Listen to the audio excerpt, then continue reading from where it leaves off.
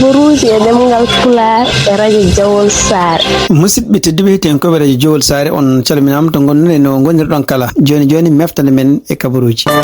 Meftande men kaburuji jamma hande jaatanen koye dendi Amatoure e kaburuji dowlaji dentudi e kaburuji international. Bandiraɓe sehlaɓe heɗotoɓe radio Jawol Sare hadde men fuɗɗade kaburuji en joguiɗo communiqué jaam gondaɗo direction radio Jawol Sare liggotoɓe mum e heɗotoɓe muɗum ene ndenda sunare weltare ɓiɓɓe fulɓe andu diine ma e gardugol makko kanko Abdoulaye Sare kanko Haali Abouba saabu cankugol jaadiɗo mabɓe ko gollidiɗo mabɓe hono kodde nene Abouba radio Jawol Sare fo yettini duwawuji muɗum e galle makko enen fonde nde sunare nde yo Allah yomum yaafo. Bandiraɓe sehlaɓe heɗotoɓe radio Jawol Sare jaam hira mon hande ko jamma alhamis hawri ko capantati lewru avril itan ujunnaje 2026 habaruji moɗon demgal Pulaar habaruji meɗen hande noon habaruji États-Unis guidorɗen ɗum noon ko tonto Maison Blanche walla tonto Washington en woni ko kamɓe républicain démocrate no oɗo saa joni harene foɗodirde ko fate hewde keweke ɗum noon e état-ji Amérique ɗum noon kadi ko konngol ngol yaltini kanko Hakim Jeffrey o wi wonde en wayno ko kala républicain ji peeje ɗi goni oɗo saa joni pour waylude keweki mumen e nder état-ji keddiɗi ɗum noon ko caggal nde kamɓe cour suprême nde ɓe voti ñande alarba nde mbiide wonde koɓe guiɗma kala ɓuural gonnogal ɗon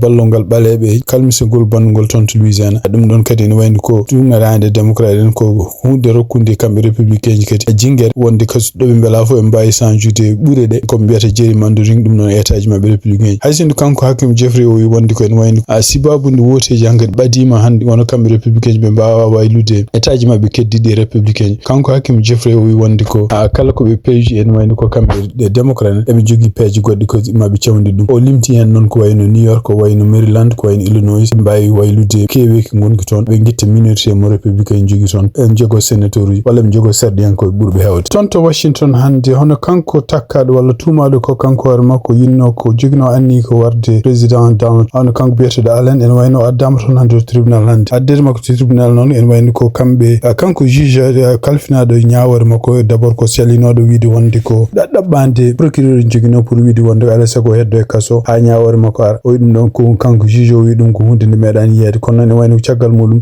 kamɓe avocat ji makko kañum koyemen mbi wonde jaaɓi pour yo heddo toon e kaso ko wawi wonde foof ene wayno ko avocat ji makko gullitimo oɗo saa joni mbi o waɗa koye nokku ko kanko goto woni hen ɗum kadi ko hunde ala ko firti par ce que wona e danger hay goto kamɓe avocat ji ni ɓe jeehini haaɓe kaali mbi wonde ɓe koolaki ni est ce que ko kanko hoore makko felli perlaji ɗi jogori ɗi o hutorima ɗum ɗum noon firti wonde ko est ce que agent secret service perlaɗo est ce que kanko Allen felli ɗum walla ko kañum felli hoore mum ko wawi wonde foof kanko procureur gonɗo toon to Washington on piro ni e nder konguɗi haali wi wonde ko agent secret service o ne wayno felli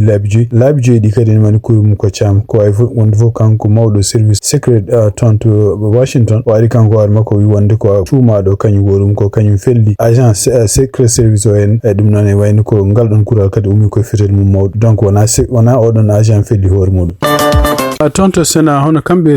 républicain ji jogiiɓe toon majorité en wayno ko ɓe calima hannde kadi proposition mo kamɓe démocrate mbanno pour wiide wonde ko kamɓe dadiɓe wonɓe walla militaire ji wonɓe toon walla dole men wonɓe toon to haare wonde toon to Iran en poti artirede donc guerre o dartini ɗum noon en wayno ko haysindo ko kanko Susan Collins ɗum noon ko républicain o wawi yentude démocrate en wayno ko démocrate en dañani majorité donc woote o wonno ko 47 ɗum woni contre 50 e kanko waddi Rand Paul jeyaɗo toon tigi ne wayno ɓe jaadino démocrate donc toon to côté démocrate en wayno ko kanko John Fetterman en wayno ko kanko hoore makko jaɓani oɗon résolution o yaadi koye républicain ɗum ɗo kadi ari ko ñalawma tan adde ko mbiyata kuulal mbiyetegal alay saago kanko président mo États-Unis o jogo yamirore ummade toon to congrès ko addi balɗe 60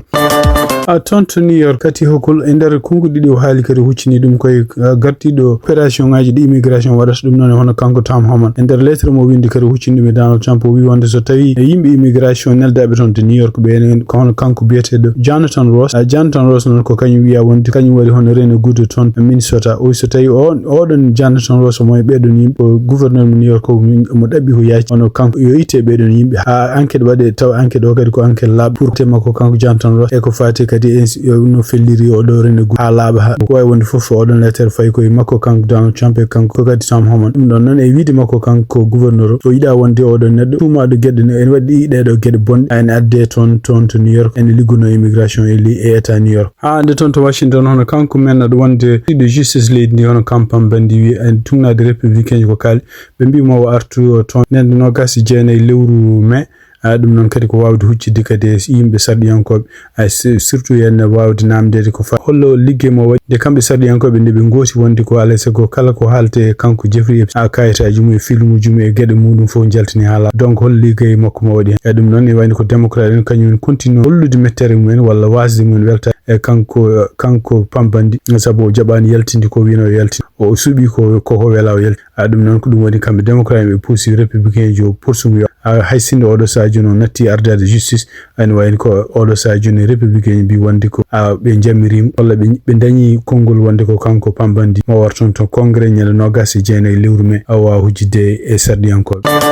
habruji men international tonto Sénégal hono kamɓe parti APR hande ɓe kolli mettere mabɓe kadi tonto assemblée nationale et surtout kadi tonto miijaji caggal nde kanko biyeteɗo Papa Malika Ndour nde kamɓe cour suprême de ɓe pelliti wiide wonde ko il faut o neltire tonto kaso kamɓe APR mbi wonde ko gouvernement oɗo ko hutorade justice hutorgal habde e kala yimɓe ɓe ganduɗa lundiɓe e nder konngol ngol ƴefti kanko Abdou Mbow wi wonde ko joni gouvernement ko hutorto justice ko politique ko gueɗe tati kañum tan jogui doole woni waɗa ko wela ko wawi wonde foof kanko Papa Malika Ndour jono mono kaso siftin ɗon tan ko hadde ñawore wonde ñande 29 lewru avril nde wonno ko liberté provisoire ko gal makko wonno ko haysindo jawni waɗno e makko kono noon e wiide laamu ko sibabude kanko hoore makko ko jogoɗo ñawede alay sago o artire toon to kaso tungnede haralleɓe hewɓe ɓawde ko fate justice mbi wonde ko ala fof gouvernement oɗo sadio ko jogui kene fawi makko koɓe takaram ko fof ko hunde nde wodani